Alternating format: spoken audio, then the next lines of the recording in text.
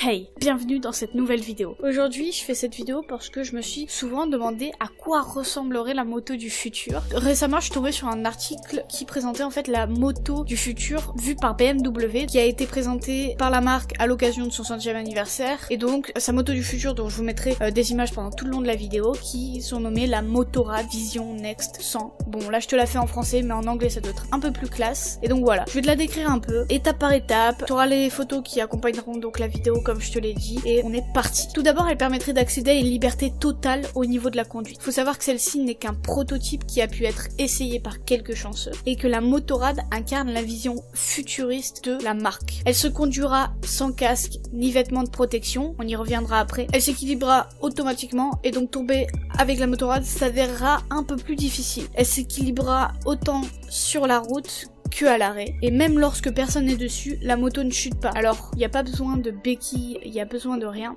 et donc elle tiendra toute seule. Il faut savoir qu'elle est équipée d'un système qui se rapproche à celui d'une conduite autonome en fonctionnant à l'aide de lunettes portées par le pilote. Alors, ils disent portées par le pilote, mais ça ne s'arrête pas là. Elles sont capables de prévoir et indiquer à son conducteur les actions requises et peuvent aussi intervenir dans le trajet pour le protéger. Les lunettes sont appelées par la marque le visor. Elles servent à optimiser la conduite du pilote, indications sur la trajectoire idéale, l'inclinaison en virage, etc. Pour ce qui est de l'esthétique, elle est vraiment simple, minimaliste, tout en ayant un aspect futuriste qui la rend vraiment classe, et ça je pense qu'on peut le dire. Donc ce qui m'a un peu étonné quand j'ai vu ça, c'est que la moto n'est pas électrique, donc pour une vision futuriste, je trouve que c'est un peu du foutage de gueule, vu qu'on parle de moteur je sais pas quoi, j'ai pas trop compris, mais beaucoup d'ailleurs étaient plaignants à ce sujet, etc., que ils ont refoutu un moteur des années 1930, et donc qui trouvaient ça un peu comme du foutage de gueule, et d'autres qui au contraire disaient que c'était pas mal parce que ça donnait un côté rétro à la moto, et que bien évidemment si elle sortait dans le futur, ils enlèveraient ce moteur. Alors je vais te donner mon avis. Je pense que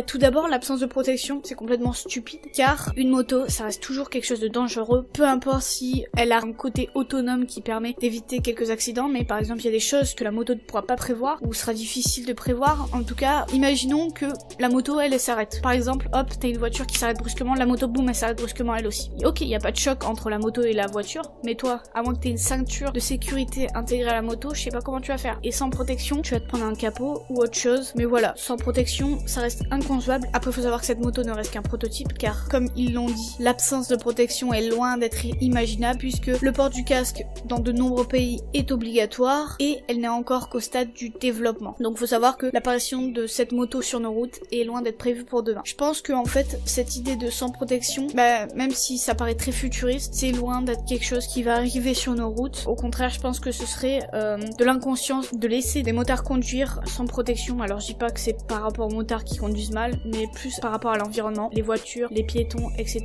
Et donc voilà pourquoi cette moto, ou en tout cas les quelques caractéristiques qui donnent à celle-ci, fait que cette moto est futuriste certes, mais qu'elle ne risque pas d'arriver bientôt. En tout cas, j'espère que cette vidéo t'aura plu, qu'elle t'aura renseigné. Si elle t'a plu, n'hésite pas à liker, commenter, partager et t'abonner. Suis-moi sur Snapchat, je te le mets juste ici. Et quant à moi, je te dis à très bientôt pour une prochaine vidéo.